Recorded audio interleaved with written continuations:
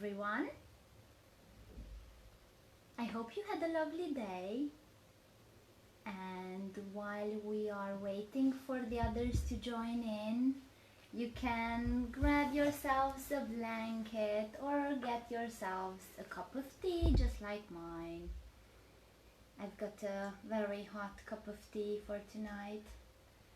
And I have also got a new book, which is about some noisy foxes who struggle to find a place where they should live.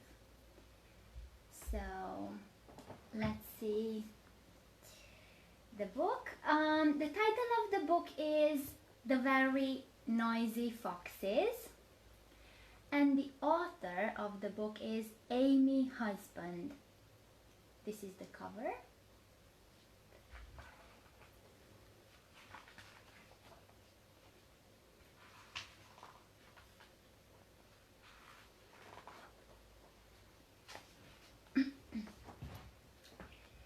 In a very noisy house, in a very noisy city, lived 3 noisy foxes.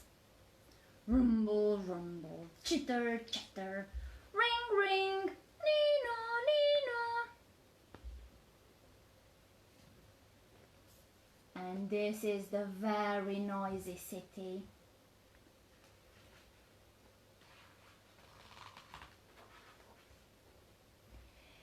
They spent all day being very noisy.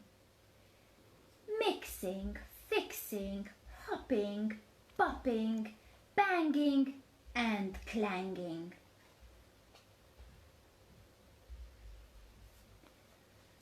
Wouldn't it be nice to be quiet sometimes? Asked fox number 1. Perhaps we should move to the countryside, suggested fox number 2. What a good idea, replied fox number 3.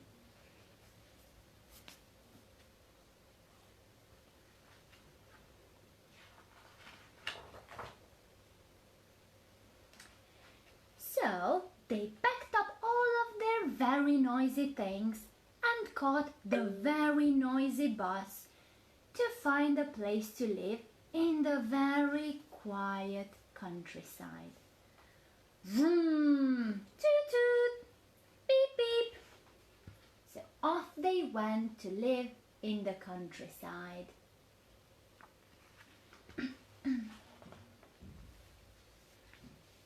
In a very quiet wood, in the very quiet countryside, they met an owl.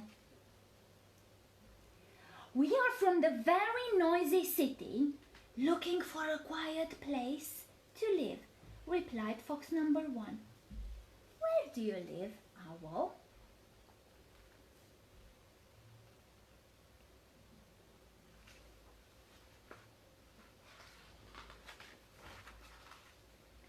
I live up here at the top of this very tall tree, the owl said. Oh yes, it is very quiet, but it is too high for us, said fox number 1. We are scared. Look at the foxes being very scared up in the tall tree.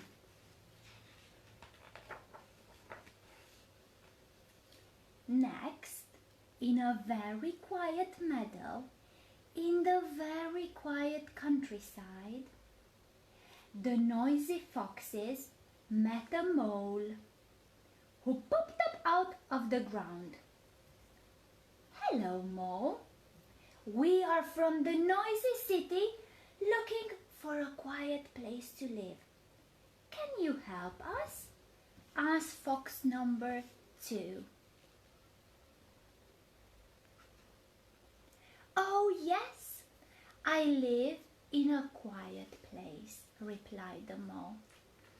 Follow me and I'll show you.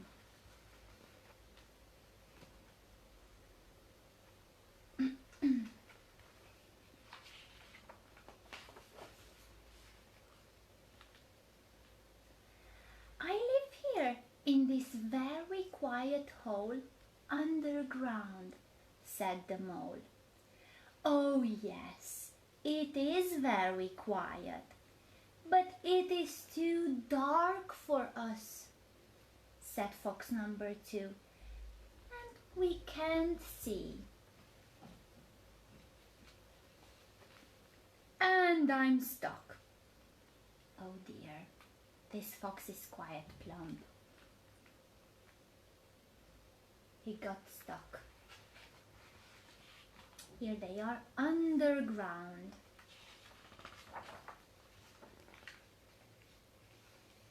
In a very quiet clearing in the very quiet countryside, the noisy foxes met a frog. Ribbit, ribbit, what do you 3 noisy foxes want? The frog asked. We are looking for a quiet place to live, said fox number 3. Where do you live, frog? Come with me and I'll show you, replied the frog. Here's the frog.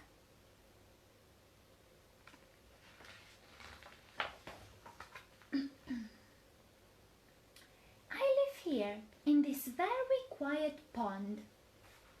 This is the pond, said the frog. Oh yes, it is very quiet indeed, but it is too wet for us, said fox number 3, and we cannot swim. Look at the frog swimming, but the foxes can't swim.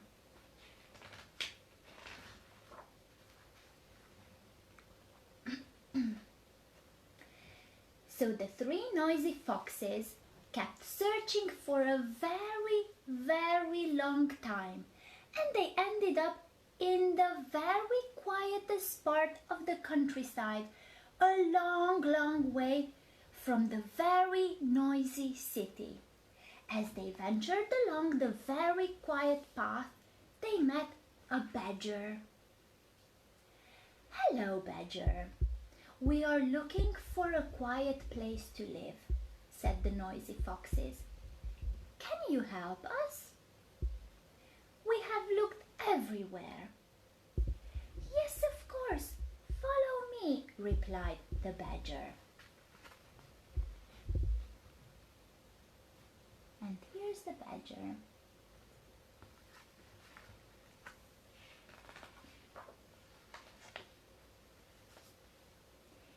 This is where I live, said the badger. It is the quietest place in all of the countryside. Oh yes, it really is very quiet and very lovely. It might just be the perfect place, said the noisy foxes. But it is just too quiet.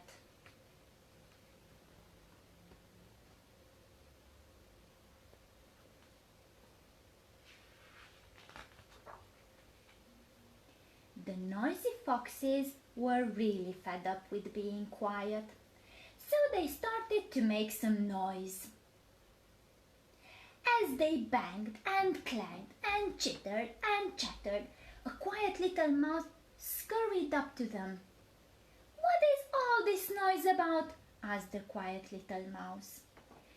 We need a place to live, but it can't be too high, it can't be too dark, it can't be too wet, and it definitely can't be too quiet, replied the noisy foxes.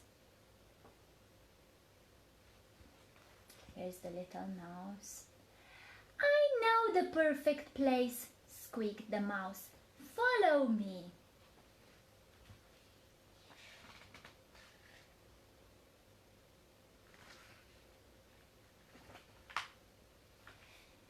The foxes said goodbye to the badger, they said goodbye to the frog, to the mole, to the owl, and they headed back to the very noisy city.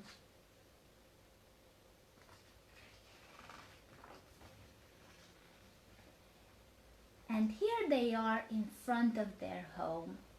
Well done, little mouse. This really is the perfect place, because their home is the perfect place to live. The end. I hope you enjoyed tonight's story, and I hope to see you next Tuesday at 9 p.m. Good night and goodbye.